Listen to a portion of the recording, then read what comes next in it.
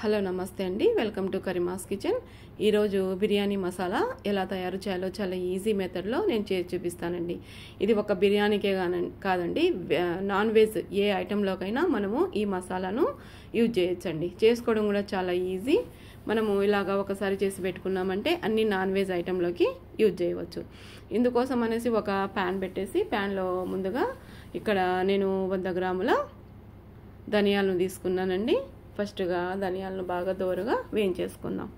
తర్వాత ఒక 8 వరకు యాలకలు, బిర్యానీ ఆకు, దాల్చిన చెక్క, తర్వాత పెద్ద ఇలాచీ అండి. నేను మొత్తం 20 గ్రాముల చొప్పున తీసుకున్నానండి. రాతి పువ్వు, తర్వాత జాపత్రి, మొత్తంగా ఇలాగా మసాలాను తీసుకున్నాను. తర్వాత మిరియాలు, షాయి జీరా,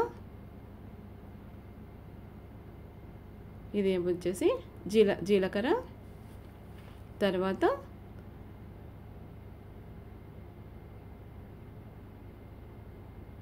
ఇవి గులాబీ రెక్కలండి, తర్వాత తోక మిరియాలు.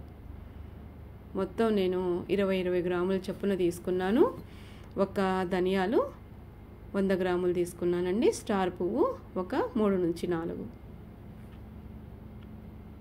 మొత్తం వీటిని సన్నని మంట మీద నిదానంగా వేయించేసుకోవాలండి, మంచి సువాసన వచ్చేంత వరకు. ఫస్ట్ టైం నా ఛానల్ చూసేవాళ్ళు please like, share and subscribe చేసుకోండి. ఇలాగా ఈజీ మెథడ్లో నేను రెసిపీ అనేది చేసి చూపిస్తానండి. అలాగే ఒక జాజికాయ అండి, ముక్కలుగా కట్ చేసుకొని వేసేయండి. డ్రై రోస్ట్ చేయాలండి. వీటిని మొత్తం మనము నిదానంగా వేపండి. అప్పుడే మనకు మంచి వాసనతో గుమగుమలాడే ఈ నాన్ వెజ్ మసాలా రెడీ అవుతుందండి. సూపర్ టేస్టీతో మనకు ఒక బిర్యానీకే కాదండి, నాన్ వెజ్ ఏ ఐటెం చేసినా కానీ ఒక స్పూన్ వేసారంటే గుమగుమలాడుతుందండి. మీ రెసిపీలు అంత బాగుంటాయి. మీరు ఒకసారి ట్రై చేసి మీకు ఎలా కుదిరిందో నాకు కామెంట్ చేయండి. ఈ రెసిపీ ఒక సబ్స్క్రైబర్ అడిగారండి, అందుకోసమని నేను చేసి మీకు మళ్ళీ చూపిస్తున్నాను. చాలా ఈజీ మెథడ్ అండి ఇది. ఇలాగా చేసి పెట్టుకున్నామంటే మనకు అన్ని నాన్ వెజ్ ఐటెంలోకి యూజ్ చేయొచ్చు.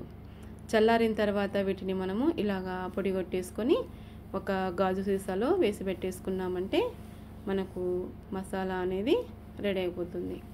చాలా బాగుంది కదండి. మళ్ళీ ఒక మంచి రెసిపీతో మీ ముందుకు వస్తాను. Thank you for